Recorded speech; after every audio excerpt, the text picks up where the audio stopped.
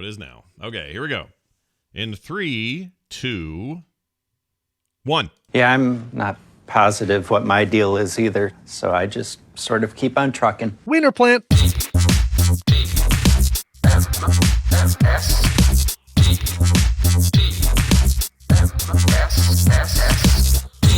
This is the morning stream. You were right. Good memories can save your life. Wiener plant. Oh, shoot.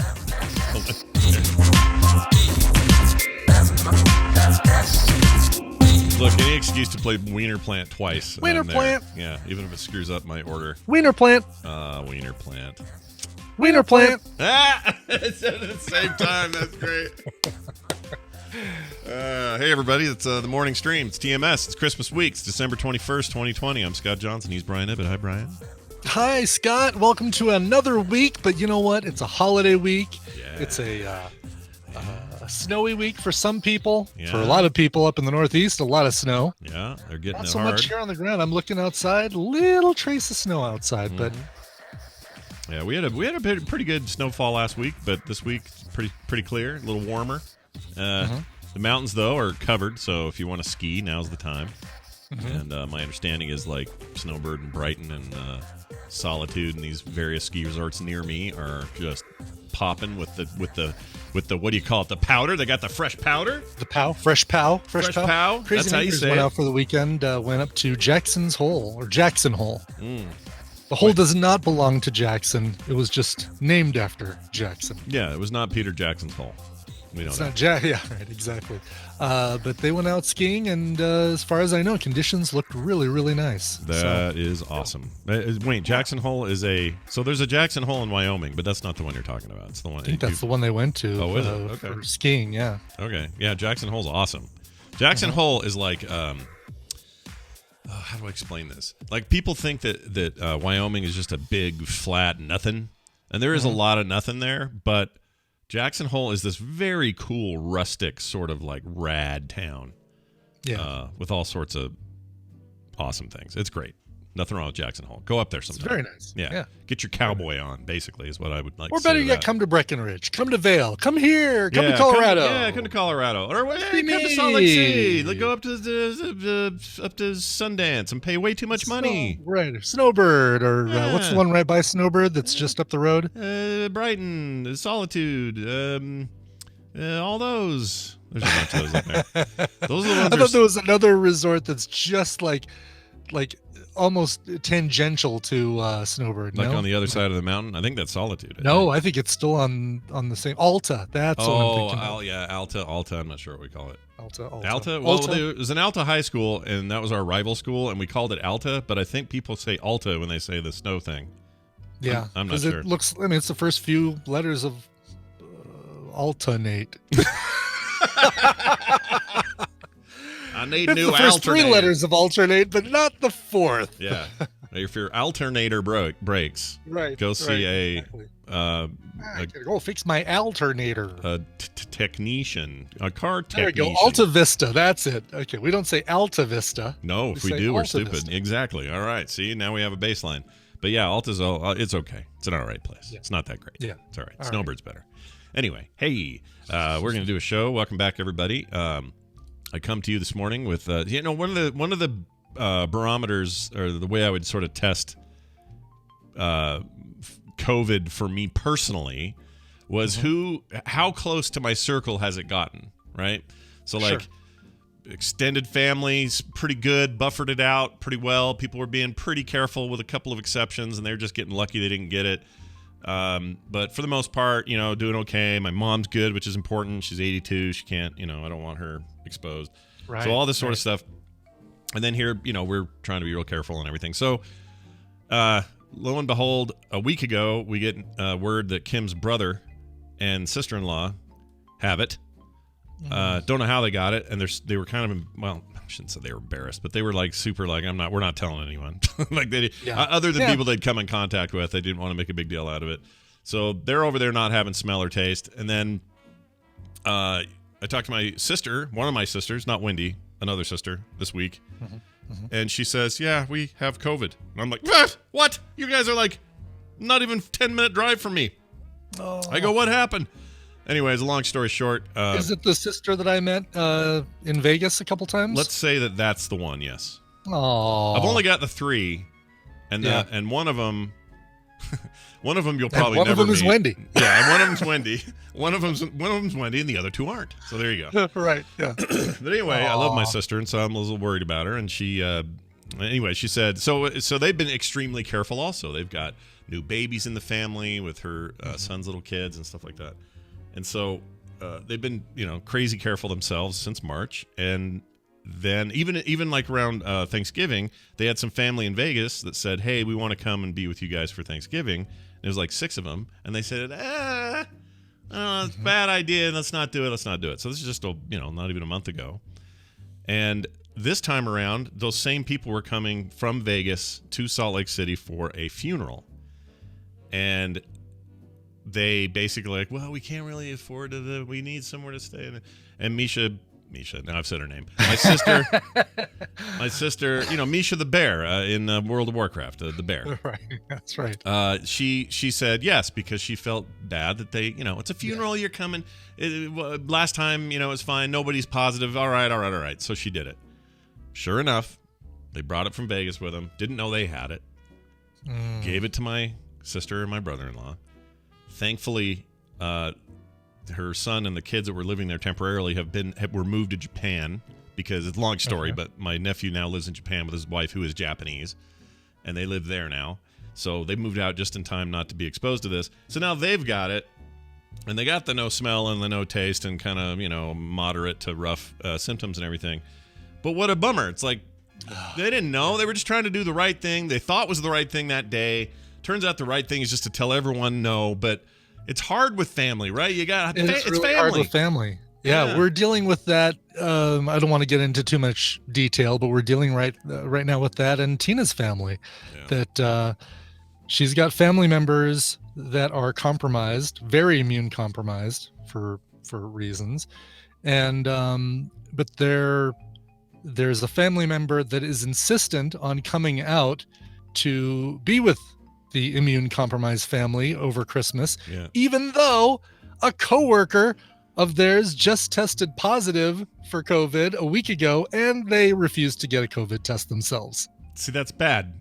That's bad. Yes. That's I'm not going to say anything more about who that is, but yeah. The worst part about this, this is where it gets tricky, is I was thinking about the immediate impact, which was like, oh no, my sister and my brother-in-law, who are kicking their own butts a little bit about it, but it, again, I'm not gonna throw anybody out there who's just we're all doing the best we can. All right. If some people get it just by freaking accident and you don't even know where it came from, and you were careful as you could be. Brian Brushwood, for example, is totally careful, touches one gas thing on his way to pick up a dog on the one time they went anywhere, gets it, brings it home. Like, you do your best, all right? You do your best. That's the problem with a freaking contagion like this. It's just, I don't care who you are. I don't care how careful you are. Bleh. So you just do the things you can to minimize it, and I'm not judging anybody for it. Here's what I'm saying, though. What was I saying? I had a thing to say. I forgot what. Here's what I'm saying. What was I saying? Here's the downside of it. When they got here and this whole thing happened, now I'm going, oh, wait, they went to a funeral. That means they were in contact with a ton of other people, and I'm guessing a bunch of people hugged because that's what people do at funerals. And there was probably all sorts of contact that they're like, oh, well, we're here and we're in the middle of the emotion of it. And again, reasonable human feelings are there. I understand it. Yeah. But then who knows? Now she's got to probably let all those people know. I mean, my sister didn't go to the funeral, but well, it's the responsible thing. Like, hey, I know I just saw you last week at the funeral. You may want to go get checked. Right. And I'm not saying people who are flagrant about this shouldn't receive our ire. I'm not talking about that. I'm talking about people who are doing their best and it slips in. Like, they're just doing their best. And you might say, well, it wasn't their best to say you could stay here. Okay. Easy for you to say until something like that happens around you, okay? Everybody try to be empathetic to each other. Try to be open. Open your hearts. Touch each other in the boobies, whatever you got to do. No, you can transmit it that way. Did I say that wrong? Oh, I didn't mean to. Yeah, I said the loud part. That's a super spreader event, but it's damn it. It's a super duper spreader event. What was I thinking? All right, let's move on. Let's eat some jerky. Yeah. Let's celebrate this great Let's COVID eat news. something that somebody made and sent to us. Yeah. And sealed in they had a plastic. Yeah. Which means that potentially, if there was any virus present, it's sealed in this plastic. As far as we know. It wouldn't have anything to live on. It would have died. You think so? This jerky looks pretty good. I would have lived on the jerky if I was the virus. I don't think that's how it works. I don't think it's like a dog you can leave with a bowl of food for the weekend while you go. That's a good point. All right, here's this. I like to eat. We're going to test a little food here. This was sent to us by... Oh, I lost the thing. Do you have the thing? Jesse Call. Oh, there it is. Jesse Call. Yes, you for big thanks remembering to that. Jesse Call for sending this. We are starting off with originally sent us about 8 different flavors. And There are 8 flavors you can get. 8 flavors you can get. Look at that piece right there. It looks like bacon. How did you get into yours? I don't have a blade. I cut with scissors. Cut the bag open. I don't have any... You don't have scissors at your desk? Not handy. World do you live in? I know. What's the... This is lame. All right, I'm going to use my teeth. Here we go. Okay, yeah, that works. That's fine. Mm-hmm. All right, I'm a big jerky fan. I love the jerky. And so, no pressure. Oh, it smells good. Oh, this looks like Cottage Grove, Minnesota, by the way, is where he's from. and he handmade these, killed the cow himself, and then made the beef, right? Mm-hmm. Right, Sure. right. Here we go. Oh, that's really hard jerky. Mm. Oh, wow. It's good jerky, though. That's original? What flavor am I getting there? Meat, No, there's something. salt. Maybe it's just the level of salt's giving it a certain particular flavor. But Maybe, yeah. now that, okay, if I'm out hiking Escalante or somewhere like that, I want this with me. You're tasting the COVID, Scott. It's COVID flavor. That COVID flavor? No, it's like, this is outdoor. I just hiked 4 miles jerky. That's what this is. Yeah. That's really good. All right. Awesome. All right. Gonna eat more of that later. Yeah. That's real good. And for those who love it when we masticate on air, welcome back to We Like to Eat. Well, I like to chronic eat. masticators. Yeah. Chronic masticators. Can't stop. All right. I'm going to swallow this. Okay. All right. We're good. We've done it. So much material for Jamie right there. Yep. We've done it. Okay. Now what? Oh, I know what. Oh, man. We got a good one today. I can tell because Brian tested the thing and I have no idea what to expect. So here goes. We're going to add Dunaway to the call. We're going to play whatever game it is we're playing. And we're going to have some fun while we're doing it. We're going to give away some prizes, hopefully. And you at home can call the number 801-471-0462 to participate your own selves. Let's take care of that now if I can find the damn thing to play. Here we go.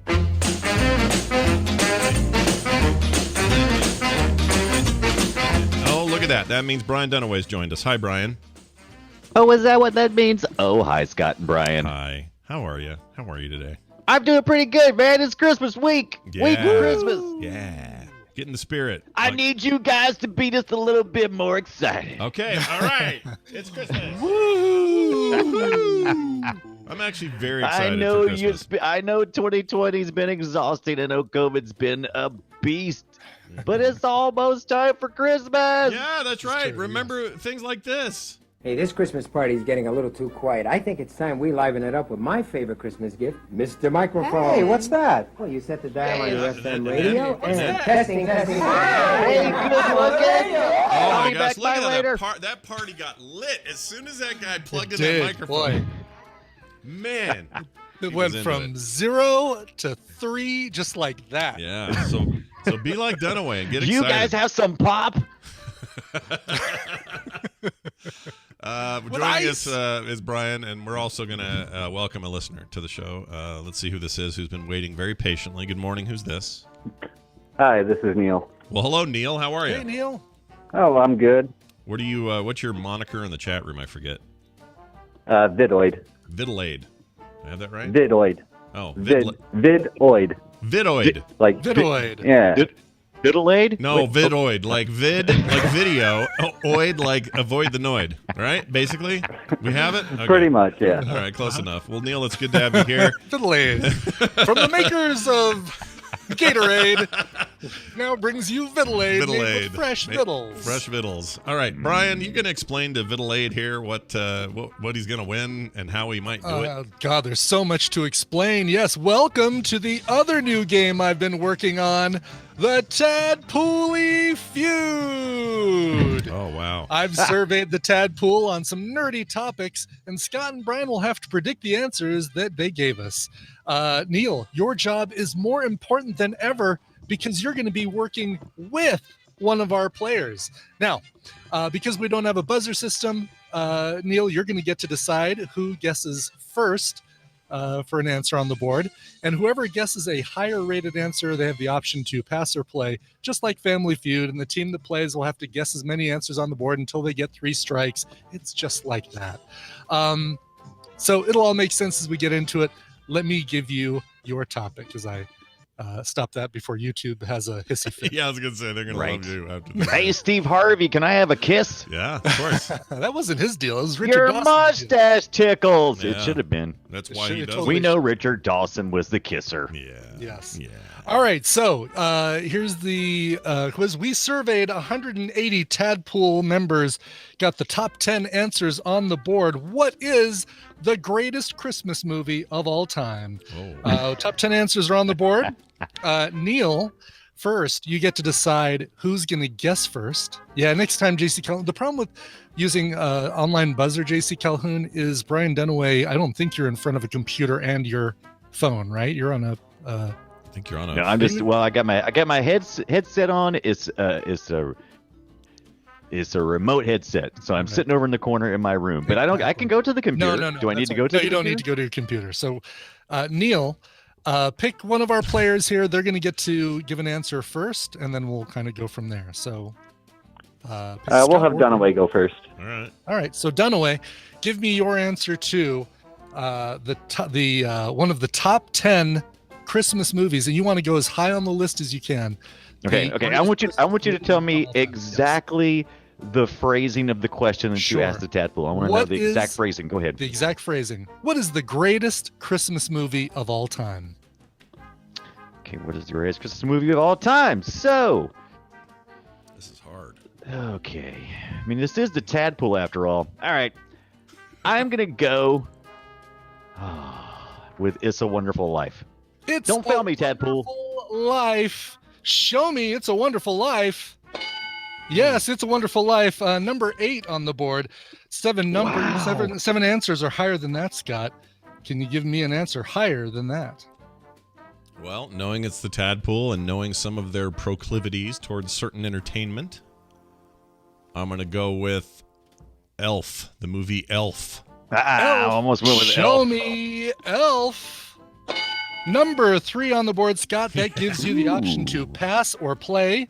You'll get to keep guessing until you get 3 strikes, in which case it'll be the other player's turn to try to steal. Would you like to pass or play? I'm going to play. Okay, Scott's going to play. I'm sorry, I should look back at good. some fake family that's not here and go, pass, play, pass. What do you guys We're going to think? play. We're going to play, Richard. We're going to play. All right. All right. So Scott's going to give answers, but Brian and Neil, you guys get ready for the steal. If Scott gets 3 strikes, you guys get a chance to steal, and we'll see how he does. Steal Scott? the deal. Okay. All right. So I just pick one here. What is the greatest Christmas movie of all time, according to our Tadpole? National Lampoon's Christmas Vacation. Show me National Lampoon's Christmas Vacation. Yes, number 4 on the list. 4 on the list. Okay. Number I'm 4. getting blown away because I'm like, Yeah, Oh. you're because you got to remember who we're asking here, who the crowd is. They're not going to go, "Oh, I just Right. love that Miracle on 34th Street." They're not going to do that. It's not going to be their jam. Right. It's got to be stuff that's either more modern or more like kitschy or nerdy. but they or got a whatever. smart ass answers in there. Okay. Yeah. Well, maybe. Now I know, understand. Yeah. All right. So I keep All going, right. right? You keep going until you get some strikes. All Yeah. right. Fueling this with some salty beef. Let's see here. Let's go with Salty beef. oh geez. Let's go Nightmare Before Christmas. The Nightmare Before Christmas. Show me Nightmare Before Christmas. Number 7 on the board. Oh, wow. I thought I Very already good. answered number 7. No. Nope. No, No, he I said- accidentally yeah. said 7 when I meant 4, and then He I meant 4, corrected yeah. you. Oh, okay. I got Yep. you. All right. I need a board so I can see. I know you totally do. Um, We'll work on that for next time. Word. I like it so far, though. Let's do the early 80s. Oh my gosh, throwing a Christmas Story. A Christmas Story. You shoot your eye out. Yeah, shoot Show your me eye a Christmas Story. Yes, number 2 on the list. Very good. Man, Oh, I have interesting. no idea what number Okay, 1 must be. Okay. Okay. I'm starting to feel the tads. Yeah. Feeling Yeah. the tads. Yeah, Oh, feeling the tads. duh. Gently cup the tads. It's Tadpole. Freaking Die Hard is on there. Show me yippee dang ki mother effer. That's number 1 on the list. Yeah, I knew it. I knew it. Oh, that's I was hoping you hilarious. wouldn't think of that. That's hilarious. Okay. All right. Smart ass answers Can you- I knew it had to be. Since normally they'd have a visual while they're looking at the board, how many slots are left? Oh, there are 1, 2, 3, 4 answers. 4 answers still on the board. Okay. The Dunaway team over there huddling in the corner, getting ready for the steal. What do you think? Oh, they're a little too close together for COVID times. That's what I think. Love Actually. Love Actually. Love Actually, show me Love Actually. Oh, did not really? make the top 10. Yeah, All right. Really? only four people of the 180 we surveyed said Love Actually, so did not make the top. That would have 10. been. I would have thought that would have been the one as well. All right. So, hey, what do you think? Do we get to discuss it like they do? Not yet. Yeah, you will. You will after Scott gets 3 strikes. Oh, 3 strikes. He gets for 2 God's more, or he gets guesses until he gets 2 more strikes. Yeah. Bad Premature, I Santa. gotcha. Bad Santa. Show me Bad Santa. Oops, nope. Sorry, it should be a. That's what it should be. Fat fingered it. Bad Santa. One person said Bad Santa. Oh, really? Oh man. Randy Jordan in that? Is that the one person? Could Right. be, yes. Bad Santa, the best Santa. All right. This is my 3rd strike if I don't get it right. That's correct. What was I just thinking about the other day? Kevin and the Home Alone. Home Alone. Show thought you was gonna me miss it. Home Alone.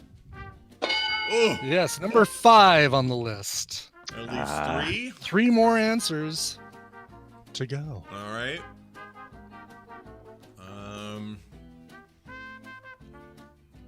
Oh. This is hard. Mm-hmm. And it's movies only, no TV, right? Made for TV movies, I guess, would be included, but movies, like not a Ooh, a tip. not a very special episode of Blossom. Did not factor on this list. This week, Blossom's friend has AIDS. How did he get it? What's the deal with AIDS? What's the deal with AIDS? All right. And what will Joey say about it? Whoa, is my guess. It's, All it's right. a good guess. Yeah, it's a very good guess. The Jim Carrey Grinch thing. The Grinch. The Grinch. Good, close enough. Oh, Dr. Grinch. Seuss's How the Grinch Stole Christmas.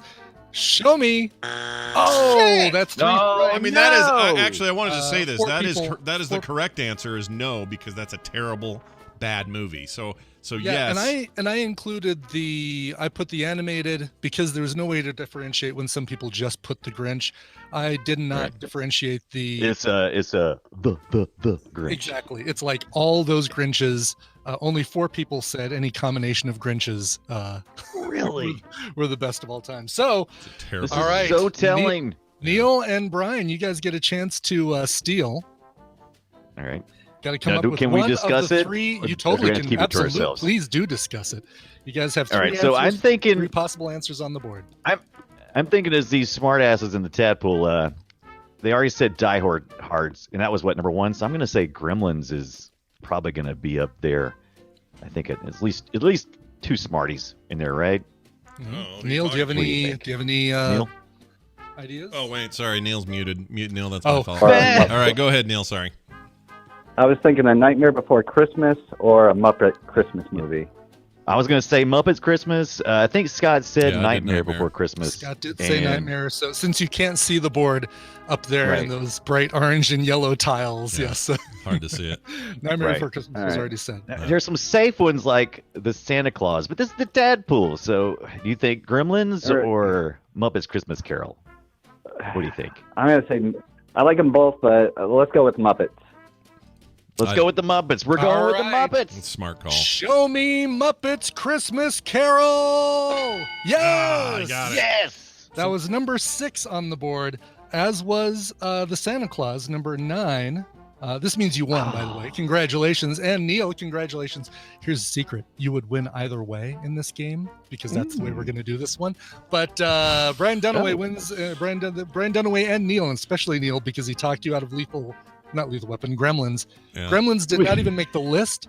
Lethal Weapon had 2. Last one on the list Really? is Scrooged. Scrooge. Oh, Scrooge, another yes, movie. It's Scrooge, of controversial course. Christmas movie in my family. Do not like that. I like this game. This is fun. Yeah, I it like sucks though because I got like 7 of them, and then you get the strikes and boom. You chose, But you you're the one chose who to said, play. I know. You chose to play Chump. Don't you watch No, Family I Feud? know it's been a while, and I get it. There's some strategy. The to family that game. that chooses to play almost always loses. Always. They do. Luke in the chat wants to know how I don't like Scrooged. I've gone in deep depth detail on this before on this show, and I'm not going to do it again. But I just think it's the most phoned in thing Bill Murray ever did. I hate that movie. I do not like it. I like it because he is such a curmudgeon. That's what makes it good. It's not. That's what makes it But good. that's not what he's doing. He's not doing a pure Scrooge curmudgeon-y role. He's literally just getting a paycheck, and it looks like he just doesn't want to freaking be there at all. Like it does not hold up the way people think it does. That's what makes Scott, Bill Murray great, it is though, is that he okay. doesn't look like he wants to be in any movies ever. I don't know. Hey, There's something that's what I love that about one. him in Ghostbusters. I mean, he was always just like, eh. I like the characterization. Scott, but you are welcome to not like Scrooge. Thank you very much. Don't let anybody tell Thank you have to like it. Spoiler, You are I don't like welcome a to not thing. like it. Spoiler. Yeah, spoiler, I don't like it. Right. Well, excellent. This means good things for our good pal Neil here, who has won this contest. Neil, how do you feel about how things went down? I feel ecstatic. That's awesome because I'm playing this. Winner, way. winner, chicken dinner. You've won the Oh, I chicken did dinner. forget to tell you what you won. You won, courtesy of Wesley, a copy of Autonauts and Fantasy Blacksmith on Steam. Oh, Fantasy Blacksmith's awesome. That's a Well. cool. Yeah, it's like you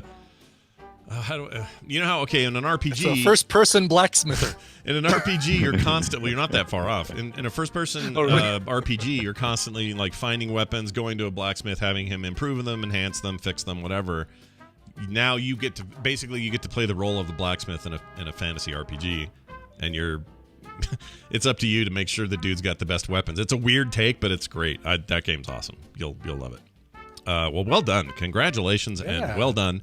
You are our winner. To gather those prizes, one only needs to email Brian Ibbett, has to be you though, over at coverville@gmail.com. He will hand you your codes, and you are the winner. Merry Christmas and have a great week. Yay! Brian Dunaway, how do you feel? You scooped me. You got me. I feel pretty good. I was worried because I thought he's gonna hand it over to me, and I was like, oh no, it's kind of like name that tune. Yeah. And it's like, no, I don't want it. It's not my turn. You do it. I thought you were gonna lose with what was the last one? Gremlins was the one he almost said. He ended up saying Muppets Christmas Carol. Oh, that's what it was. Yeah. Thank goodness Neil talked you into that because Yeah. See, I cannot Gremlins. believe I forgot Muppets Christmas. It is my favorite Christmas thing to watch every year. I love that thing.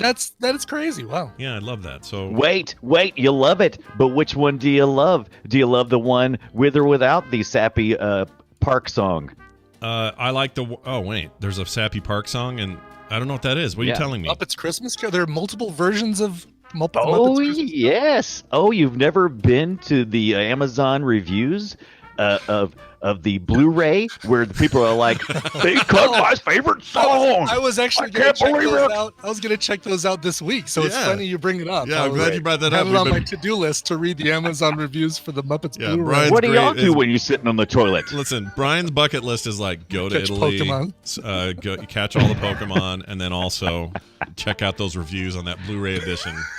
Right, exactly. Like, get in there and get it done. All right. Well, I'm going to watch that, actually. Thanks for the reminder. It's on Disney Plus now. Really good transfer of it. So if you guys out there I hope it has the park song.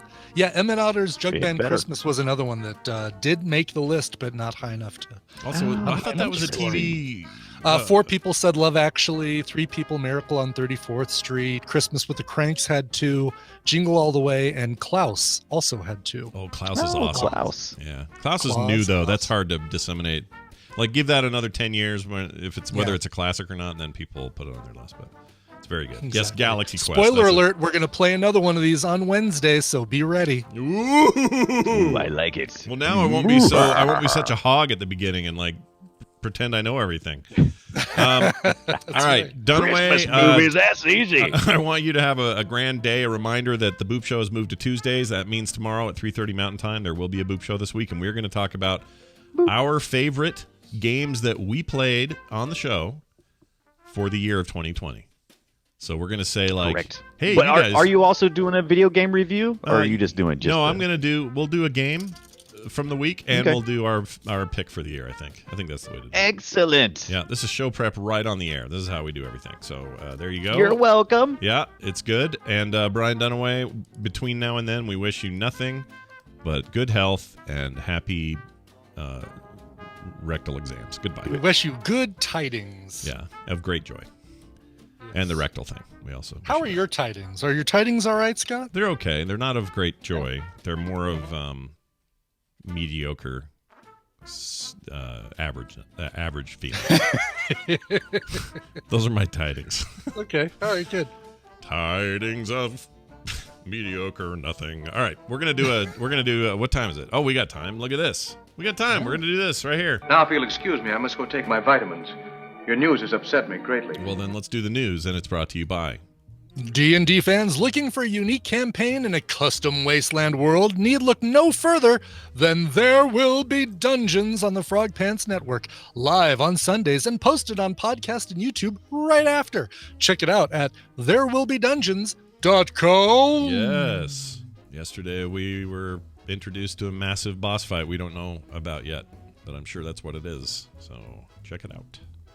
Okay. A man with a chainsaw. It's always a bad headline to start with. Oh, geez. Yeah. Is it a Man Florida with- man with a chainsaw? No, Yeah. it's not, apparently. No. It's a Maine man Just with a chainsaw. a main man. You're our main Maine man. With a chainsaw, chases McDonald's employees and steals their food and drink. Yeah, drink, singular, by the way. A man has been Drank. arrested after entering a McDonald's establishment and stealing food before chasing employees with a chainsaw. That's a slightly different order than the title implies. Do you know what I mean? Right. Yes. Because Stealing food and then chased employees. Yeah. Oh, yeah, stealing food before chasing employees with a chainsaw. So it's not like you can pocket the chainsaw and pull it out when you need to. He had to walk around, steal the food, and then say, "Oh, by the way, I got this chainsaw here." Yeah. Like, it's the headline implies he came in and did it the other way, and that kind of annoys me. But whatever, we'll keep reading. The incident occurred at approximately 3:30 p.m. at a McDonald's franchise in Portland, Maine, when the Westbrook Police Department received a report that a male suspect was chasing people with a chainsaw. According to the investigation by the Westbrook Police Department, the suspect, age 26, named Alice Sweet of Portland, Maine. Is that a lady? Alice Sweet. It's a lady, I think. Yeah. Could be Alice Cooper type. There's something Alice. No. I don't know. It's a fake name, but, could be. What's that? There's another Alice Sweet. Why does that name sound? Oh, is there an Alice Sweet Thomas? Oh. A famous Alice Sweet Thomas? Oh, while you're looking that up, can you Yeah. remind me? Kim and I burned through season 3 of Fargo and decided to watch the premiere of 4 before going to bed last night. Yes. Can you remind me the dad of the Which girl? one of those people is a squirrel nut zipper? Yes, that's the guy. That's the band. You just answered it. I couldn't remember. Andrew Bird is the dad. He's it's funny. There's a park here in Arvada called the Alice Sweet Thomas Park. Oh, well, that's why. That's why. That's why. Well, the reason I asked. So is, she's famous for Arvada, but I don't know why she's famous for. Well, you never know what you're gonna get. Yeah. But Kim, my wife Kim, was like, Why? "Who was that?" And I go, "What do you mean?" She goes, "That guy looks familiar." I said, "He's in a band. I know that because Brian told me, but I couldn't remember what band." and I'll tell her, and she won't. It's not going to ring any bells because she's not like a big follower of Squirrel Nut Zippers. But H-E-L-N-L. They're so weird. What a weird band. Yeah, Anyway, that show's great. You guys know that. it's so great. And that band's great too. Let's see. When the manager confronted the suspect in the parking lot, the suspect began chasing the manager with the chainsaw. Suspect also used the chainsaw to damage 2 vehicles that were at the restaurant. Makes sense. Those are good targets. Just, Easy target. Yeah. How's the shake machine? Is the shake machine okay? Yeah, because now they have a real excuse to say it's broken. That's right. Right? Someone He also chainsawed got it. the shake machine, we think. It's not working. We must have gotten it with the chainsaw. Yeah, now you guys have an excuse for the next 12 months or something. Now that you bring it up, I think he did get the shake machine too. Yeah. Oh, who did we hear from? I don't have it handy. There was an email from someone who worked at a McDonald's and confirmed that basically they lie about that all the time because it's just a pain to clean and use. So it's not ever Really? broken. Yeah. My gosh. Yeah, people just make it up because they don't want to deal with it. Anyway, responding officers were quickly able to locate the suspect near a tire store and close to the McDonald's when they arrived at the scene. The suspect subsequently attempted to run from the police on foot, but was caught and arrested without further incident just a short distance away, according to the Westbrook Police Department. Now, somebody like that, when you tell them to do community service, do you do like a heavily chaperoned cut down some trees that are in the way kind of job? Do you make them use the tool of their crime? Yeah. Absolutely. Hey, you know, it's live by the sword, die by the sword kind of thing. The punishment has to fit the crime, so clear out some of this underbrush. That's right. With your chainsaw. Certified 76 in the chat says it is true. I managed a McDonald's in college, meaning those machines are always down because they're a pain, not because they're broken. Yeah. Think of that next time they tell you that, Brian. Not that you and I are getting shakes all the time, but you know what I mean. Or not that I don't think I even own a chainsaw. I have a Sawzall that I could use in a pinch if I needed the power of quick sawing something. Yeah. What do you use? Sawzall. Well, you use it to saw all, right? I use it to get free Whoppers at Burger King and to damage cars in the parking lot. No, we use it for big branches that need to come down that are lower. For the higher ones, we have one of those extender poles with a saw on the end of it. And actually, that has a chainsaw on the end of it too. Now that I think about it, totally does. Did you ever use it on the Russian trees that were hanging over? The Russian branches? No. And I think, I don't know if I talked about why I'd be hesitant to do that, is because if we make that tree lopsided and it falls over and hits, even though we're getting rid of the branches above our house, if we cut off branches that make that thing fall over because it's now lopsided to the neighbor's yard and it damages anything, we'd be liable for it.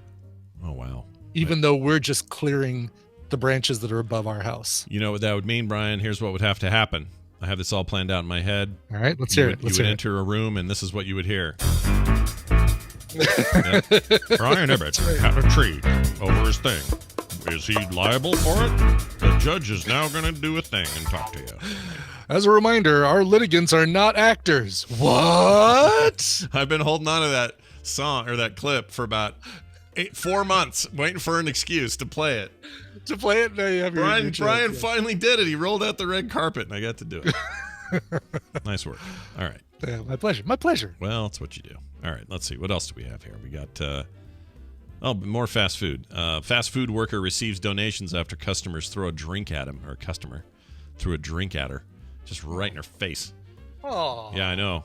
So this is lame, but good things happen to those who are abused, I suppose. Anyway, that's a terrible thing to say, isn't it? That doesn't make any sense. Good things happen to those who are abused. To those who are abused. Yeah. I guess I mean, in this particular case, something nice happened to this person. Right. So keep your emails to yourselves. It says here, while waiting to pick up food earlier this month, Feroza Saeed, I'm not sure how you'd say that, watched in astonishment as an irate customer in the car in front of her threw a large drink directly at the woman working in the drive-thru window at a fast food restaurant in suburban Atlanta. It's a lost city. Would you like any sides with that? Nope, I'll just throw my drink at her. Yeah. Do you want any ketchup? There's a dad joke that kind of clunked right there. No, I didn't mind it. That was all right. You miss 100% of the shots you don't take. That's exactly right. From what she could make out, the man was furious that the ice had been added to his beverage. So he's one of those no ice guys. I'm going to say that's not enough reason to throw a thing at somebody, but whatever. No. When Saeed pulled up to the window, the employee was distraught, soaked and crying. Brianna, the assaulted woman, was also 6 months pregnant. Not cool. As reported on CNN, Saeed gave Brianna a $20 tip, commiserating with her, and offered to contact the police. Later, unable to shake the feeling of outrage over the man's vicious attack, Saeed wrote about the incident on her Facebook page and received an overwhelming response. It's overwhelming. Aw. That sparked the idea. Saeed asked her Facebook friends and followers if they would send $5 or any small amount to her Venmo or Cash App. She assured them she'd find a way to get the money to her. She did, and it was provided the single mom or single mother to be a beautiful early Christmas present of some cash. It's nice. Yeah. The sounds like a Christian Bale, like a little bit. You put ice in my drink. Yep. Oh, good for you. Good for you. Or Yeah. Russell Crowe. Or Don't ever do this. This is a horrible thing to do to somebody. You know? Did you hear the Tom Cruise clip? Oh from yeah, last where week he's from all Mission mad about Impossible? them breaking protocol or whatever. Yeah. Good for him. You know what? I'm behind Tom Cruise on this one. I mean, I am too. I haven't heard him. I've never heard him. I'm sure he may do this more often than we think, and this one just happened to be COVID related because he just sounds like somebody who might get pissed on set and it say. sounds like the angry Tom Cruise character from every Tom Cruise movie, Yeah. right? Like, you can't handle the truth. Yep. You think he? I know it's a Jack Nicholson line, but before that is the line that Tom Cruise says, and he says it angrily, but we don't know that line, so he says it's a line after. So he says, "We I want want the the truth." truth. Yeah, that's right. Yeah. And then Jack Nicholson goes, "The truth? It's as good as it gets." That's what he said. All work and no play makes Jack a dull boy. Yeah, exactly. Move on. Yeah, they had the cabin keep recording it because he would revert back to some old role. But anyway, the point is, don't do stuff like this. Be nice to each other. Knock it off, and let's do a little better next time. How about that? No kidding. And if you get ice in your drink, guess what? You can, be cool. Be cool, brother. Yeah. Either drink with the ice or say, "Oh, I'm sorry." Yeah, just say, You put ice- I needed that without ice. Is that okay? And they'll do it for you. It's fine. Yeah. Why would you do this to anybody? Oh, I'm getting madder the more I think about it. Mm. I would have gotten out. You know what I would have done? And I know it's hard in the middle of things. I'd have gotten out of my car. I would want to get out of my car, whether I would have done it or not in the moment. I don't know, but if it were me, I want to just get out of there. So you're and go. behind the car that's throwing a cup full of ice. You're in the drive-through. You're in a place where you've got room to open your door, so you can get out before you get up to the window, or you don't want to open your door without causing car damage. Yeah. You see them do that, and you Here's get what I out do. and stand like in front of their car so they can't move. Or Nope. would you, Here's what I go. I go over to the driver's side. Whoever threw it, whoever I saw throw it, whatever side they're on. Okay. So I go over to that side, ding, ding, ding, ding on the window until they roll it down. What? And then I would take whatever old ass freaking half drink coffee mug bullcrap I had in my car and just go flat in his face and go, "How do you like it? How do you like it, a-hole?" You do the turnabout. Turnabout is fair play. I love it. Oh, annoys me. All I had were these shriveled up French fries under the passenger seat, but I'm totally throwing them at you, and a penny too. Well, see, that's the problem with my plan is I need to have a drink or something. Because if it's just an old French fry. Give me that. Do you have any drinks in here, Kim? Kim? I mean, because she'd be driving anyway, right? It wouldn't be me behind the wheel. So Right, she'd just yes. pull up and let me She'd get be out. driving. You'd be able to hop out. You'd be able to rummage through the trunk for just the right thing. That's right, because I have my personal driver, Kim Johnson, to take care of my driving. Here's a dumb thing. Brazilian President Jair Bolsonaro. Don't ask me to pronounce that first name because I would say Jair. There you go. Jair Bolsonaro. Jair. He says COVID vaccine will turn people into crocodiles in a bizarre rant that was happening. Do we have proof that it doesn't? Well, as you know, Brian, absence of evidence must be evidence. Mm-hmm. Exactly. We're all going to be killer crocs after this thing. It'll be awesome. We'll finally be able to get rid of Batman for good. My uncle said that the vaccine... All right. During an outlandish rant on Thursday, the president suggested the vaccine could also lead women to grow facial hair and men speaking with effeminate voices. This guy's awesome. In the Pfizer contract, it is very clear, he says, we're not responsible for any side effects. He says, is the quote, if you turn into a crocodile, that's your problem, says him. He continued, if you become superhuman, if a woman wait a minute. He really skips over the superhuman. He says, if you become superhuman, or if a woman starts to grow a beard, or if a man starts to speak with an effeminate voice, Pfizer won't have anything to do with it. I'll take the superhuman. It's fine. All right. Is it? Wait. So I can fly and I've just got an effeminate voice? Sign me up. Yeah. Give me 2 vaccines. I'll take it. Yeah. I'm not kidding. The UK became... You're going to be super strong, ma'am, but you're going to have a mustache and a beard. You're going to grow facial hair. Not what she was planning on that day. Clinical trials the of the... Club Justice League of America. That's right. UK it says here the UK became the first Western country to authorize the Pfizer candidate earlier in the month. Clinical trials for the shot involving more than 43,500 volunteers, with more than 20,000 receiving the vaccine, showed the jab was 95% effective in its protection against the coronavirus. I want us to start calling it the jab. Hey, have you gotten the jab yet? Nope. Yeah, get the jab in the second wave and the third wave. Let's do it. The jab is good. The jab. Yeah. Hey, have you gotten the jab yet? Who do we call the jab? Oh, the current CEO of Blizzard Entertainment. They call Jab because it's oh, really? J. Allen Brack, and they call him Jab for sure. Oh, that's great. Yeah. The jab. I knew that sounded familiar. I was like, why is that just ringing a bell when you say jab? But that's why. Get the jab. All right. Speaking of really old, wrinkly things, let's talk about our old pal, Keith Richards. Sure. Keith Richards, Meet the Cockroach, special birthday present given to Keith Richards. He is now the distinct owner. This is the guitarist, by the way, for the Rolling Stones, in case anyone doesn't know who I'm talking about. These are the 2 living beings that would survive a nuclear attack. Yep. Keith Richards and a cockroach. Yep. When that day comes, because right now they have kind of taken over, I think, the spot. I want to watch that sitcom, by the way. Oh, yeah, me too. But they've kind of taken over the spot left by the Barney Miller guy. Abe Vigoda. Abe Vigoda. If so-and-so is Keith Richards still alive? Yep. Keith Richard Check, still alive. Because for the longest time, it was like, Abe Vigoda just wouldn't die. And then he did. So now we got these guys. But anyway. Right. He's got the distinct honor now of having a cockroach named after him. And the little bugger isn't even even has a custom guitar, just like its namesake. Here's the deal. Rolling Stones guitarist is celebrating his 77th birthday on Friday.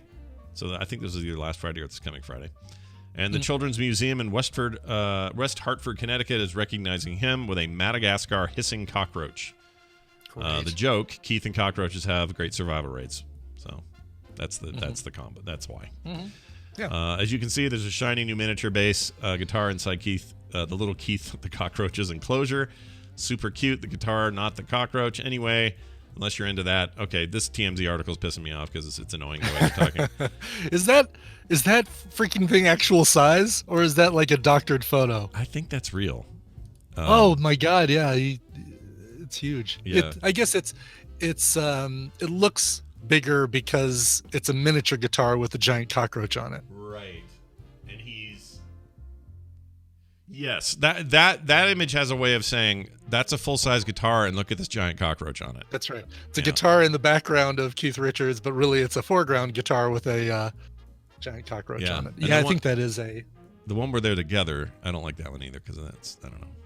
Mm-hmm. Man, that guy did a lot of drugs. I know he's an outlier, but it's probably not good for the most drugged out musician in the history of the world to be so healthy at 77. The dude even fell out of a coconut tree 5-10 years ago. I know. Yeah, it looks like they superimposed Keith and his background on top of the picture of the cockroach enclosure. My guess is the two of them have never been within a mile of each other, the cockroach and Keith. I'll tell you what annoys me the most about this article is that one of the sentences ends with the phrase "just saying" with an apostrophe. Oh, that's not journalism. Yeah, just saying. And that's bad. Unless although that little guy slapping the bass might cross over into adorable, just saying. That's a guy filling word commitments. Yeah, who's this person? Who's this It's, TMZ? That doesn't even give a name. No byline for this TMZ reporter. You're right. It's not. You're right. Lame-o McLamer pants, but he didn't put his name in it. All right. Well, knowing that, we're going to take a break and play a song. Brian will present it in all of its glory. Brian. Yeah, let's go to Phoenix. And if you are a fan of the bands 21 Pilots, Linkin Park, Post Malone, I Prevail, Youngblood, all of these, then you might like this. Although what you're going to hear is an acoustic cover or acoustic version of one of their hits. I actually like the acoustic version a lot. This is a band called This Modern. They have a brand new album that came out, and they've released the single Next Time Around a couple months ago. As part of their release. Now they've released an acoustic version of it. This thing's awesome and doesn't have all of the slickness of the studio release. Feels a little bit more grounded, a lot more approachable, down to earth. But if you like this one, check out the studio version as well and see which one you like. Here is Next Time Around by the band This Modern. I'll have a baked potato and a salad. I'll have the mixed vegetables. Enough of this! This is horse piss!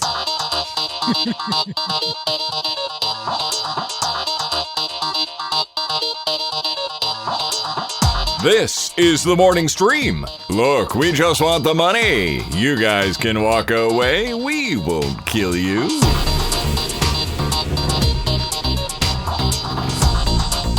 All right, we're back, everybody.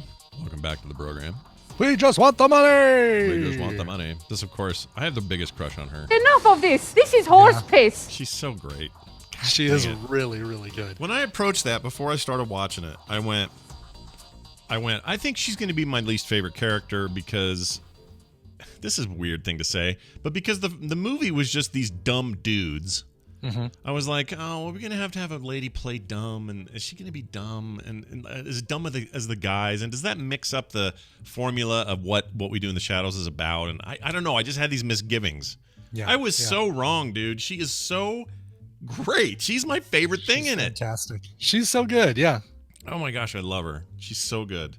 Anyway, if you haven't watched What We Do in the Shadows, the TV show, you're insane. Get out there. Get it going. Or you don't have access to whichever, because it's not, it's on Netflix now, isn't it? There's Hulu. No excuse. Hulu, yeah. Hulu, that's right. So technically it's a Hulu, it's an FX show, so it's now a day and date on Hulu kind of deal. Mm-hmm. Just like Fargo and stuff, yeah. Which is kind of nice because, they buy that, Disney buys Fox, and suddenly all that stuff becomes available. So much easier to get. Yeah, so much easier to get a hold of then. Yes. Okay, what are we doing now? Subscription. We're gonna call Bill.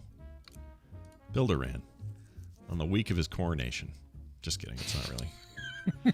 It's none of that. None of that is true. I made all that up. Your bat cave's open there, Bill. Bill Duran from the Pacific Northwest and the studios and makerspace of the PunishedProps.com website and concern. Hey, Bill, welcome to the show. How are you? Good morning, friends. Doing all right. Well, that's good. Had a nice, relaxing weekend. Hey, I'm gonna recommend something. When you talk about somebody's building or office or company or whatever, I'm going to start doing this from now on, but just start calling it a concern. Because I love a concern. I like that. So yours is a maker concern that we're talking about today. Yeah. Well, that's fantastic. I'm glad you had a good weekend, and it's good to have you here. I did want to tell you something before you got started, and that is that your multi-year love of Destiny and Destiny 2, it finally makes sense to me, and I've gotten a little bit weirdly hooked on Destiny. So just throwing that out there. Can't kind of stop playing at the moment, and love it. Can't stop, won't stop. Playing the new Series X update version of it, and it's fantastic on console, and it's very good. So, that's excellent. Yeah, I played solid for a while there, and I had a really good time with that game. And there's still lots of stuff I want to make from it. Yeah, well, and you've got a few that you already did. So I'm just saying, if anyone wants to find out how Bill made a gun from the Destiny universe, there's a website and a YouTube channel, so go check it.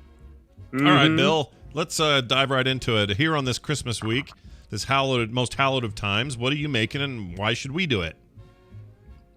So both Brittany and I held off on watching season 2 of The Mandalorian until last night. Oh, So you binged the whole thing in one go? Absolutely, and it was fantastic. Awesome. And I want to talk about it. All right, let's do it. But So- okay, no spoilers, chat. We're not doing any spoilers. All right. No. I want to talk about the Let's really... just say. I want to talk about the incredible props, costumes, and practical effects that they did in season 2, because man, they did a great job. Mm-hmm. Now I do know that there is a behind-the-scenes sort of feature from season 1 on Disney Plus that I have not watched yet, and I will soon. And I've heard that's really, really good, showing a lot of how they made what they made. I've watched the first couple episodes of it, and it's really good. I was kind of, I know that there's not going to be a lot of content for a while, so those I was kind of savoring for like, all right, I've got a full hour. I can watch one, start to finish and soak it in. Yeah. And a lot of times, we've been watching through the Lord of the Rings behind the scenes again. Yeah. And those, there's more of that than there is movie, like, which is awesome. There's, I don't know, like 5 hours of footage for every single Lord of the Rings movie. As it should be, right? Because it was so freaking ambitious, even by today's standards. It's like, yeah, and even same with Mandalorian. I bet there's more behind the scenes footage than finished show, which is great. Yeah, yeah. Now I have watched a lot of stuff on YouTube. A lot of people talking about how they filmed it and the way they filmed everything with a lot of stuff they filmed with a projected background. Yeah, Unreal Engine projected background, basically using that engine and then smart AI stuff to track movements of their actors. So like if Mando's in a scene and it's supposed to be Tatooine or something, and he's moving, the background will move in a natural fashion compared to where he's standing. Oh, it's amazing, that stuff. It's so cool. Cool. So it's basically the background's a video game that moves based on the position of a virtual camera that matches the position of the real camera. It's bananas to see it work. And it's so cool. I've started seeing this happen at not so expensive levels either.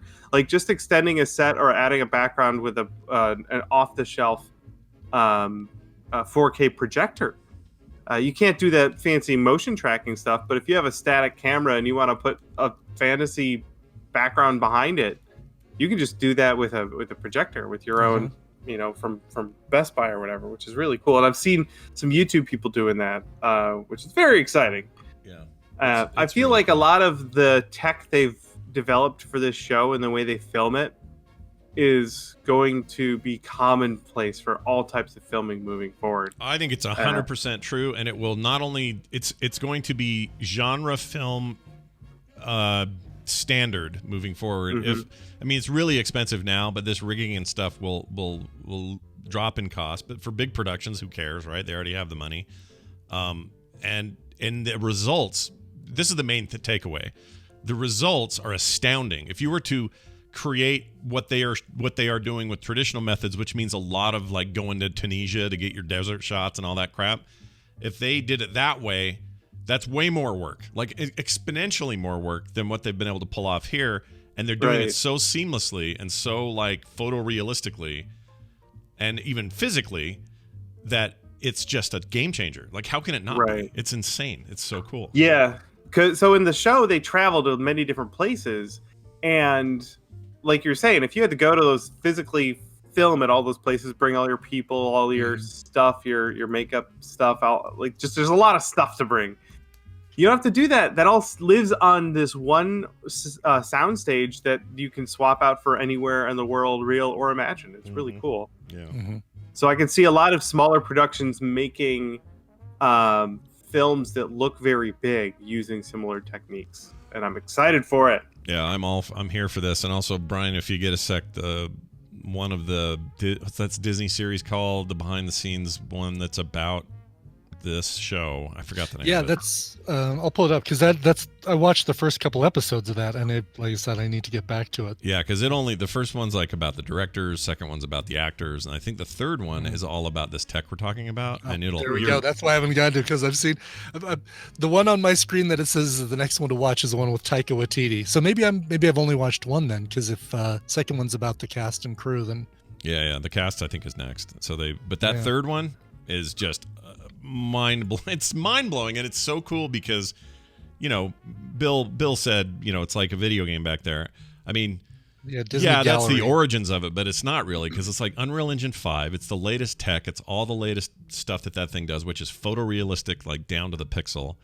And everything you've ever seen in that show where you went, oh, they're just filming in like the Nevada desert, or they're not. They're not doing any of that. They're all in this cave with a bunch of projections. It's crazy. Yeah, there was no point when I was watching where I didn't believe they were in the places that they were meant to look like. Looks so good. It's really good. Half an hour episode. So yeah, easily.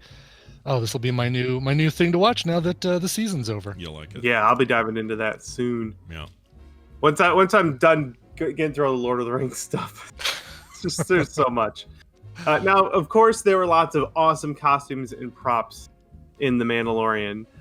What really blew my mind was how many unique characters with custom costumes. Mm-hmm. Like they're stormtroopers, they all have the same costume. And they've been making them the same way forever. But new characters with custom costumes, all kinds of weapons, different new weapons we haven't seen before. And also, of course, I'm seeing lots of cosplayers remake these already. There's lots of Mandalorians in the show, lots of different Mandalorians. So there's a different Mando helmet for every day of the week. And then they all look so good. Everything has to stand up to close scrutiny now with everything being filmed in 4K. Yeah. All these custom props, costumes, and creatures, lots of alien heads, they all look so good. Everything looks good. Little details and wrinkles and stuff like, I don't want to get specific about what character, but there's a character with a lot of alien appliances, and those appliances look organic and real and in a way that you've never thought of before. Have you yet made the hilt of a not quite a lightsaber, but something that we finally see in this series that we briefly saw in the animated series, but you have not yet made the... No, my personal opinion is that particular item looks kind of dumb. Really? That's where I'm at. I tend to agree. Fine. Lots of other people like it, and that's great. I'm not. I tend to agree, and I could tell you what I think. I will text you the part that I think is dumb, and then you can tell me if you think if that's why you think it's dumb. Okay, that's fair. Because I have a very specific thing about its design that just irks me. That's true. We did see it in the final episode of season 1. It's been out for a while. We can talk about the dark side. Probably. But so the last thing I wanted to throw in there is I had a couple of friends who got to work on season 2. There is it's not really a spoiler, but at some point some Mon Calamarians show up, and the dock worker with the cable knit sweater. Yeah. If you guys remember that handsome gentleman. Yeah. So I believe the head was made by my buddy Frank Ippolito. A lot of people worked on it. He didn't do the voice. I think if you listen to it, it would be obvious. But he was in the costume on set.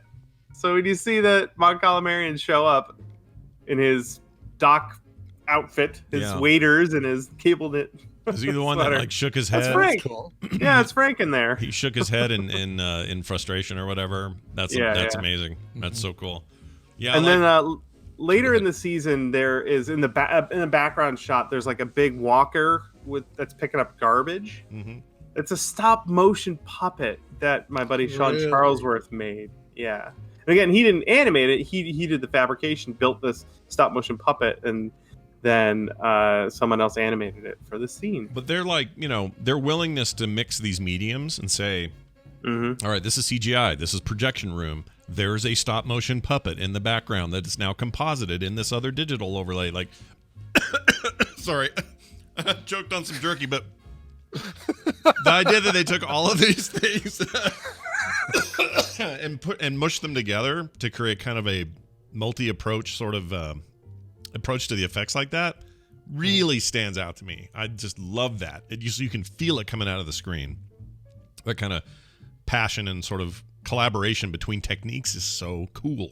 I love it. Yeah, and all of those techniques are getting to a point now where they're not only are they really, really, really good, but the people making films are understanding the best ways to utilize those individual techniques and mix those techniques to get a super polished final result. And I think that's what this show is a really great example of that. And it's been really fun to watch. I agree. Sorry, choking my brain out. Well, I want to get specific about something you may have seen on the show that you'd want to make, but I don't know if we can avoid spoilers that way. But were there a handful of things you were like, oh, I'm making one of those for sure? Nothing jumped out that like I gotta make it, but there's a few things that are tempting me. Yeah, I think I want to make the Razor Crest for reasons. Mm-hmm. And I won't tell you why, but let's just say I want a Razor Crest. Say that. Did you stick around to the post credits on the last one? Didn't realize there were post credits. I'm gonna have to go. Oh, Bill, watch that. Billy Boy, Billy Bob, You're you gotta go right. back. You're kidding, right?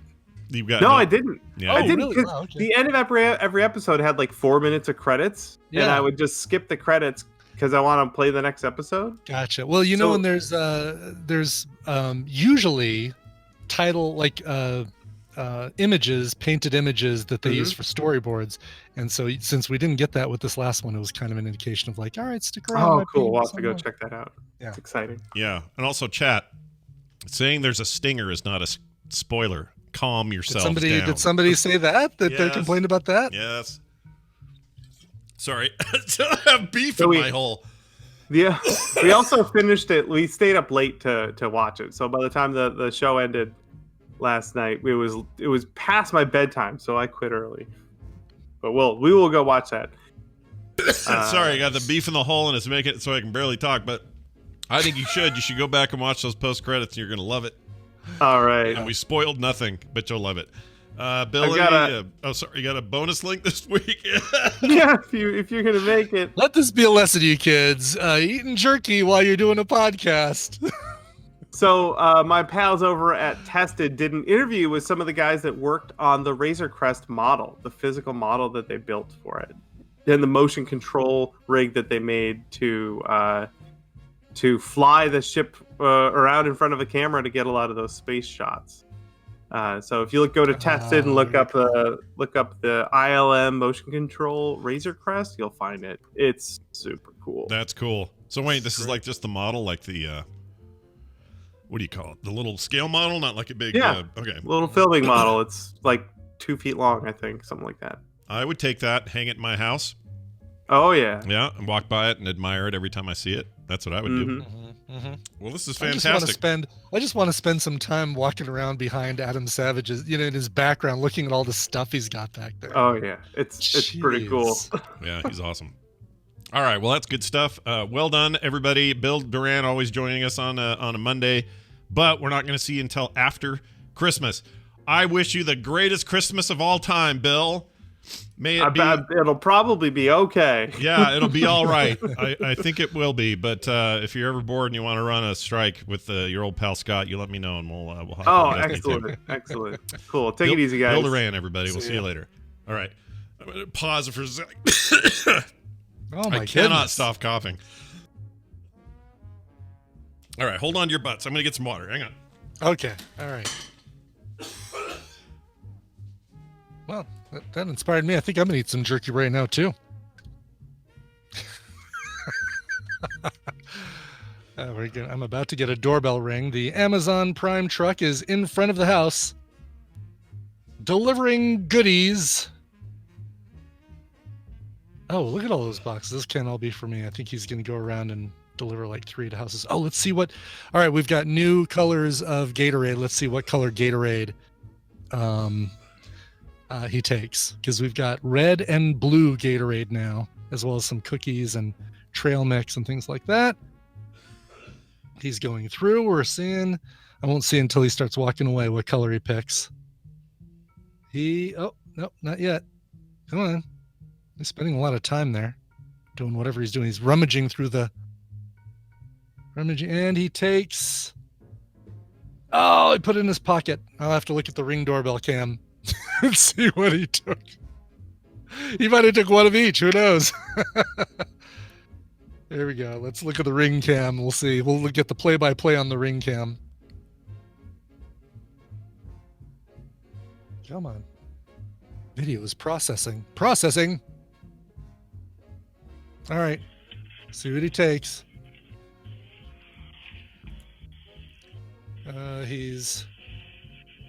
taking pictures of leaving packages on the doorstep, and he's grabbing. Oh, he took nothing. He took no Gatorade, took no cookies, no trail mix, nothing. Left a bunch of packages up there. And Tina's out there grabbing them right now. Cool. All right. Well, geez. So yeah, he just rubbed them all. He just touched all the Gatorade.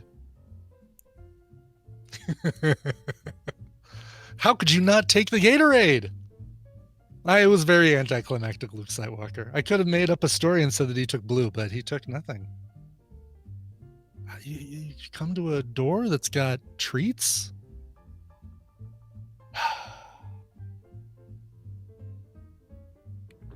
So, Tadpole, thoughts on the Tadpole feud? Like things to change for next time? If technology supports it, I'm going to talk to Scott about having two players come in. One player joins Scott, and one player joins Dunaway in coming up with their guesses.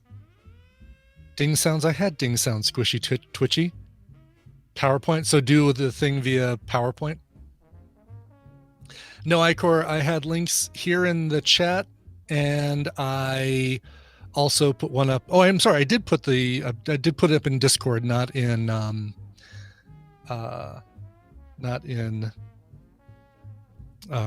Facebook. One strike. I could see doing 2 strikes instead of 3.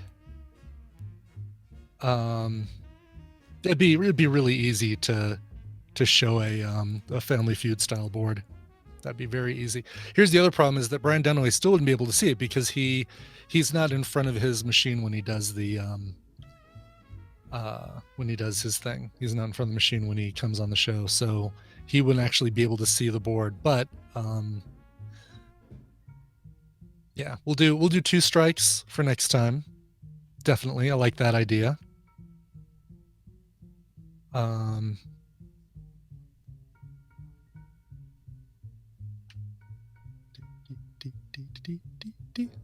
Yeah, I hope Scott's okay. This is a long time to clear your throat. Oh, look at that. Captain Kipper found free Family Feud PowerPoint templates. PowerPoint? Let's see here. Let's take a look at these. Oh, that one looks janky. I mean, I could... Yeah, we'll talk... Oh, really? Night Attack did a feud-style game? I thought I was being so clever and original by doing this. The Resonant Creative one's not bad, but... I don't care about the fast money round, so that's totally fine. Yeah, maybe I will grab this if it does work, then because I can share this over Zoom fairly easily. It's really that second screen that I want. Yeah. Hey.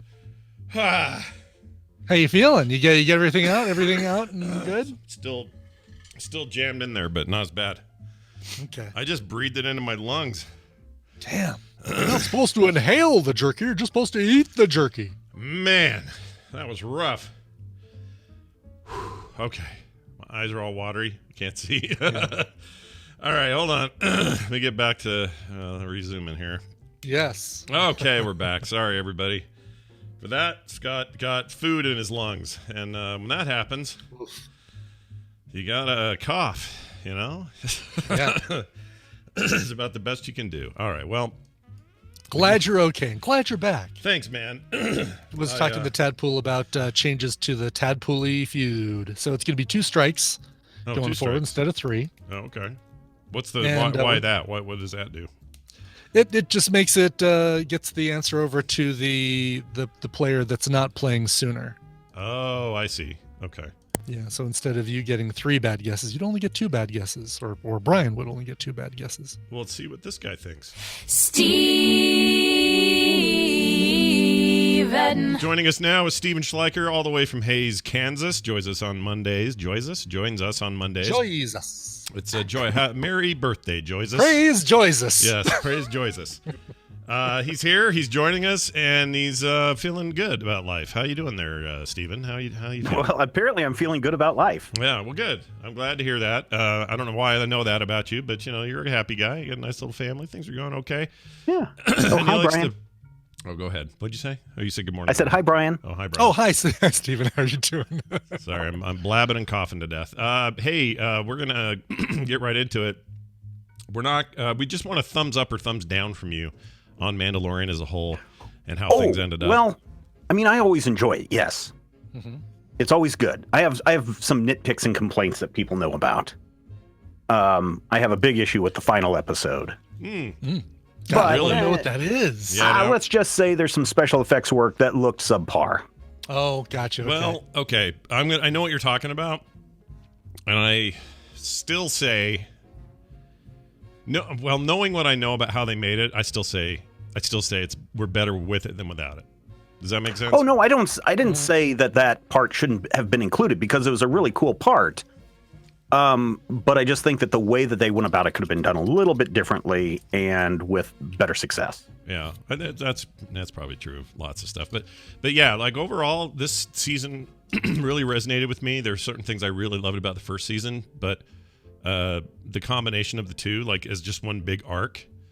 This is it. This is Star Wars for me. Like, I hope the new series do the same thing for me. But this is Star Wars for me in a way that it hasn't been since the original trilogy, maybe even since A New Hope was brand new and changing all of our minds forever. Like, that's how good I think it is compared to, say, those last three movies or certainly the prequels or any of that. All of that feels really flat and empty to me. Yeah. Well, last week we talked about all the new Star Wars shows that they were announcing for Disney Plus. Today they officially announced another new show that's coming next year. Yeah, and this was official, right? Coming in December 2021, before the next season of The Mandalorian arrives. Yeah, it's so this was made official by Disney. It's like in all their press releases, and this morning it's on Twitter, it's on Facebook, it's on everything. They're telling people about a new series coming. So it's not a spoiler to tell you guys that they're making a Boba Fett series. Okay? Yeah, it's called The Book of Boba Fett. Yeah, right. Which finally a book we'll all read. Right? Then we'll be into finally. It. So, Row the bucket Boba Fett is what it's called. Yeah. What do we know? Here's what we know about it. It is going to be executive produced by Jon Favreau, who is the best thing to happen to Marvel or Disney or Star Wars, as well as Dave Filoni.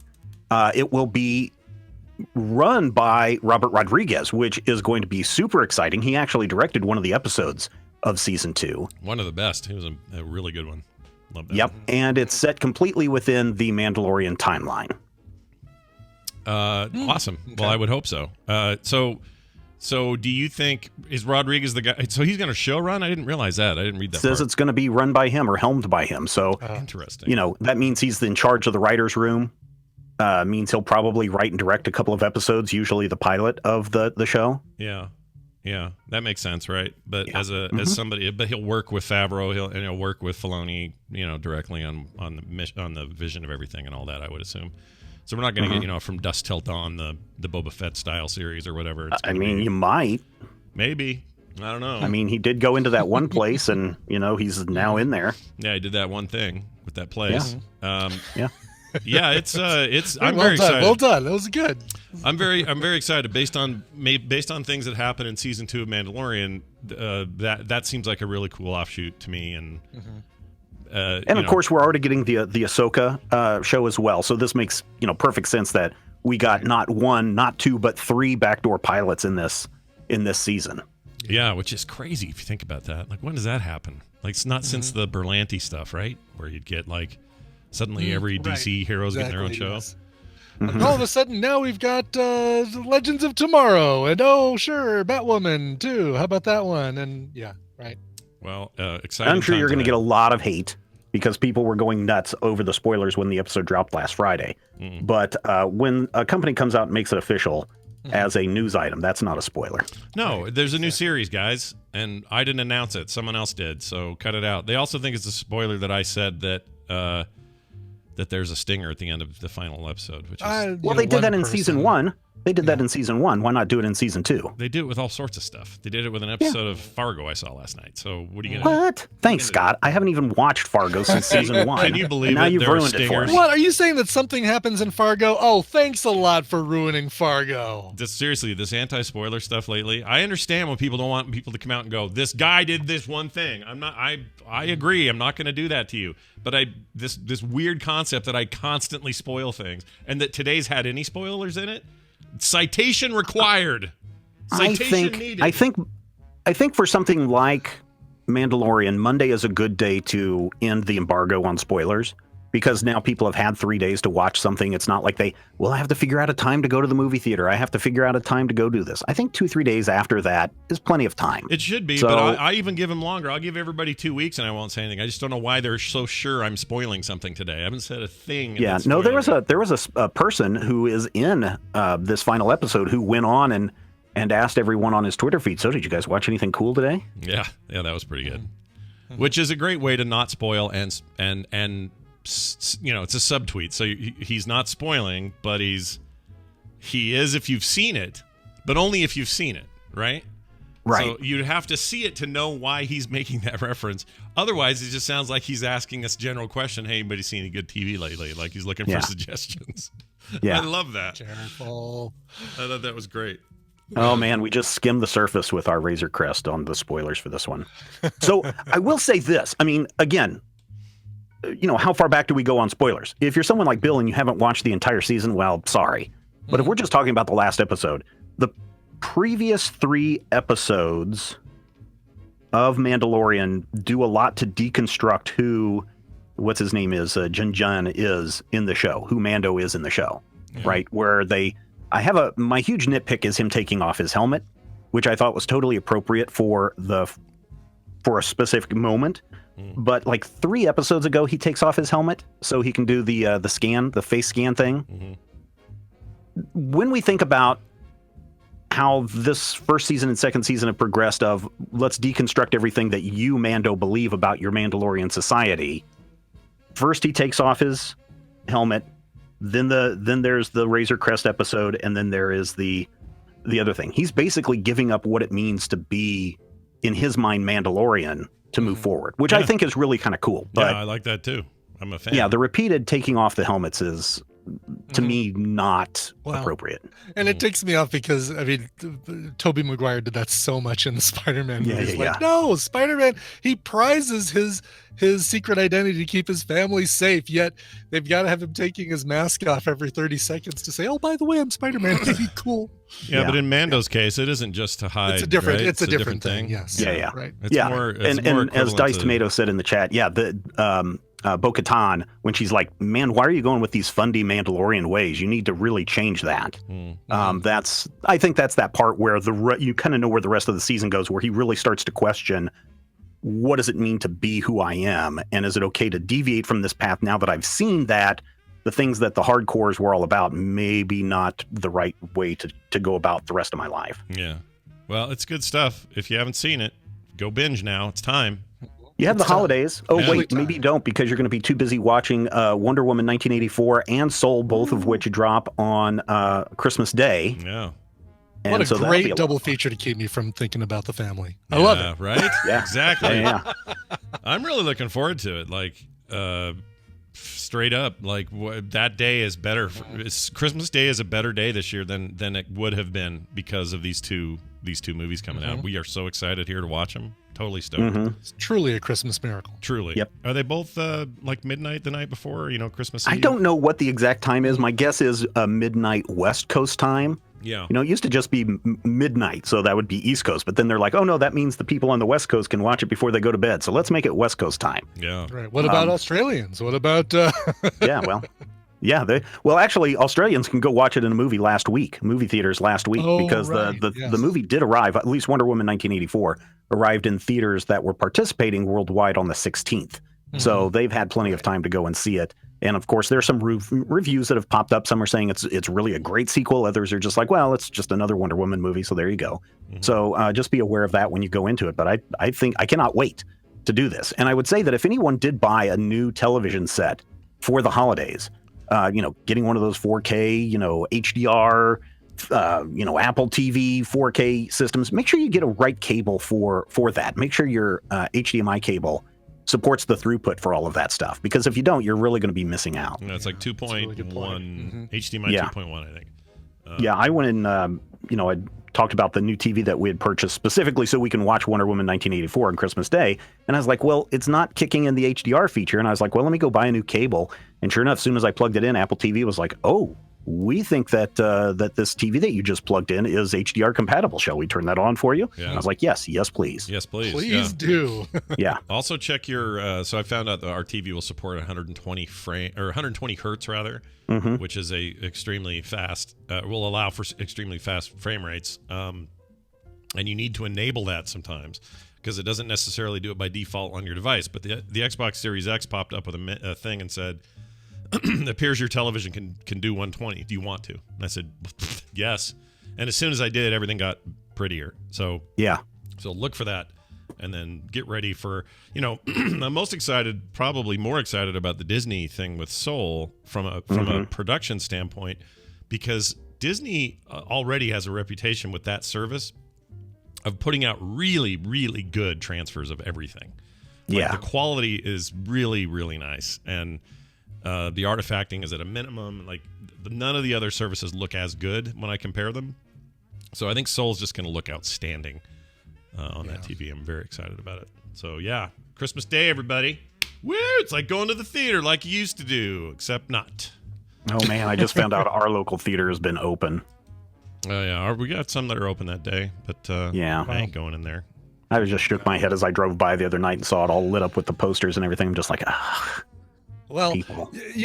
Doesn't mean people have to show up. They just have to. It just has to be open. There were cars in the to parking show. lot. Oh, I was gonna say, but they have to show the movie for it to qualify for like Oscars and things. So right. there may be nobody in the audience, but yeah. Here's Wonder Woman 1984. All right, now that you guys are done with Void Saga, I'm really curious what Critical Head is taking on next. Please tell us. Yeah, so Void Saga was our 9-year campaign from Dungeons & Dragons 4th edition from level 1 all the way up to the end, level 30, 40, whatever, however high up we got. We just started a new campaign that is ongoing. It's called Drifters, and it is a space race using the Starfinder system from Paizo. And so it's a lot of fun. Is that the Pathfinder people? Pathfinder makes Starfinder as well, right? Is that? Do I have that? Okay. Yep. That's Paizo. All right. And it is a fun game. Kevin, who is our GM, is just fantastic. He's been doing this for a long time, and so he's come in, and we are a group of assembled team that is now heading out into the stars to participate in this reality television show called Drifters, which is one giant space race. It's a whole lot of fun. Oh, it sounds awesome. I really want to do a sci-fi thing whenever There Will Be Dungeons gets to the end of our current campaign, and we insert a lot of star stuff or a lot of space stuff just because Bo likes to go there.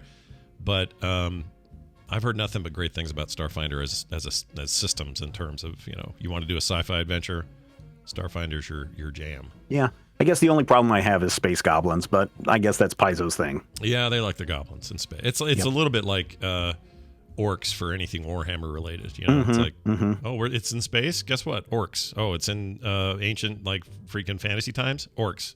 You want some more orcs? How about if they're spelled with a K? How about that? Yeah, set in the Old West, orcs. Yep, orcs. Old West orcs. Well, now you're talking. Now I'm into it. And then finally, some science stuff. Hey, check it out. Monday the 21st. It's today. That's tonight. You got a chance to see something cool. Tell us what it is. Yeah, the Great Conjunction. If you haven't heard about this is the closest that Jupiter and Saturn are going to be to one another in the last 800 years. Now, they cross paths every 20 years, but they're, the arc distance, the amount of space between them is not as large. This is the closest that they will be in 800 years.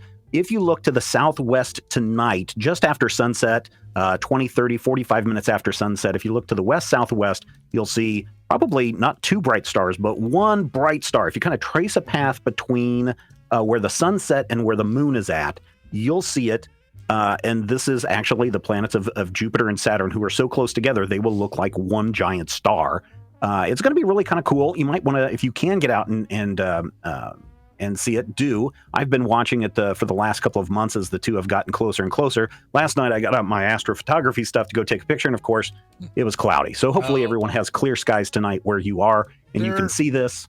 And they're saying that the peak time is 1 hour, exactly 1 hour after sunset. Yeah, you got to be careful because you start to run to those, and you're going to have to see it because they're going to be low on the horizon too. Mm-hmm. So you're going to have to be elevated. If you're in a neighborhood with trees, you need to go to a big open space where you can see the horizon for this. Gotcha. Get high and look at the sky. Totally. Yeah, that's it, 100%. man. Uh-huh. Yeah. Sunset today, not at 4:20 though, Brian. Oh, shoot. Oh, close. 4:30. Yeah, it is. Close. It is the longest night of the year too. That's the other thing That's that makes this kind of neat. So everybody can go and check that out if you're into the science stuff and if you're into the astronomy stuff. Yeah, that stuff's great. Or if you're just into getting high. Yeah, you want to get high? You could miss it tonight and just wait 800 years to see it again. Or you could watch it know tonight. what? Mm-hmm. The difference between tonight and tomorrow night is going to be slightly noticeable, but probably not that noticeable. Yeah, good point. Yeah, that's a good point. So Yeah. if it's Oh, too yeah, cloudy it should- tonight, then tomorrow night's a better chance. Yeah. Well, good luck to everybody out there on the lookout for that. In the meantime, can't Stephen, we wish upon you a wonderful Christmas. I hope it goes great. Oh, man. thank you. Thank you. And by the way, Scott, when you're doing your show and if you decide to eat food, stay hydrated. Yeah, I'm going to stay hydrated. That's a really great idea. Wow, the advice just keeps rolling Very in. good idea, yeah. Merry Christmas. Ho, ho, ho. All right. Off he goes. Hey, Brian, how about that mashup that features the best of Brian Ibbett 2020? I've been waiting all week for this. Yeah, me too. Here it is. Let's play it. This is Jamie's big compilation of the best Brian moments of the year. You heard mine last week. Now it's Brian's turn. Another familiar voice Really? starts and Okay. ends it. So here you go. Enjoy.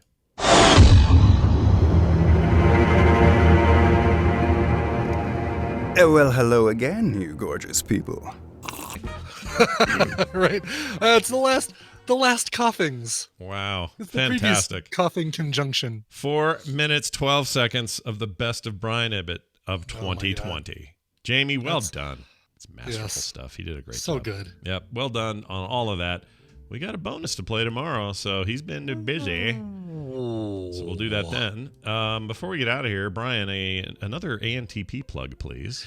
That's right. We need applicants. We want you to be a contestant on America's Next Top Podcaster. Listen, you get to chat with Scott and Jury and Jenny and Tom and me and Hammond and luminaries in the industry every week for a dozen weeks, if you last that long. No, we really want you to be part of America's Next Top Podcaster. It's really easy to apply, and we want to hear your voice. We want you. We want you. Visit americasnexttop.podcaster.com. Scroll down just a teeny weensy bit and click on the button to submit your application. You've got 1 week. December 28th, end of day, is the end of applicant time, and then we're going to start picking our players. And we don't care how long you've been podcasting, as long as it's, what do we say, under 5 years this time. So, no, under 10 years. Last time was 5 years. No. So under 10 years of podcasting. So look, you can have been podcasting for quite a long time, and we'll still take you. We want Not some, that many people go that long, so... Right, exactly. They're weirdos like us. We're fools. Yeah. We're fools, Scott. Get podcasting tips and learn from fools like us with americasnexttop.podcaster.com. Nice. All right, do that. In the meantime, also big thanks to everybody who has supported us over at patreon.com/TMS. If you haven't yet, go consider it and check it out. All the info is there. That again is patreon.com/TMS. And for everything else you need, we're at frogpants.com/TMS. Tomorrow's a normal show. We'll have Justin and a big wad of fun. So come back for that. I will not choke on the air tomorrow. That I can tell you. Promise? Promise, I swear. The food has finally made its way into my bronchial tubes. I don't know where it is now. It's finally nestled in your alveoli inside your lungs. Yeah, where it'll fester and infect and then, send me to the hospital in a week. But right now it's fine. I feel great. Everything's great. Except just then it hitched again. Anyway, hey, that's tomorrow. So come back then for that. That's it. We should play a song. Do you have a song? I have a song. Joshua from Central Virginia wrote in and said, "Hey, Brian, December 21st is my 28th birthday." Oh, you're so young. And if the schedule isn't already full, I'd like to request a song in celebration. I don't know if Who Spiked the Eggnog is a Straight No Chaser original or a cover, but that's my top choice. If not, another Christmas song would be great. Thank you. Well, sorry, Joshua. Yes, Who Spiked the Eggnog is an original by Straight No Chaser, but it comes from the same album as the song I did choose, so you're still getting a little Straight No Chaser. And this one's a classic because it's two covers in one. Here are the 12 Days of Christmas from the album Christmas Cheers from 2009 and Straight No Chaser. Nice. Here it is. We'll be back tomorrow. We'll see you then. This show is part of the Frog Pants Network. Frog Pants Network. Get more shows like this at frogpants.com. Wiener Plant. Oh, yeah. Mm-hmm. One more Wiener Plant. And that's the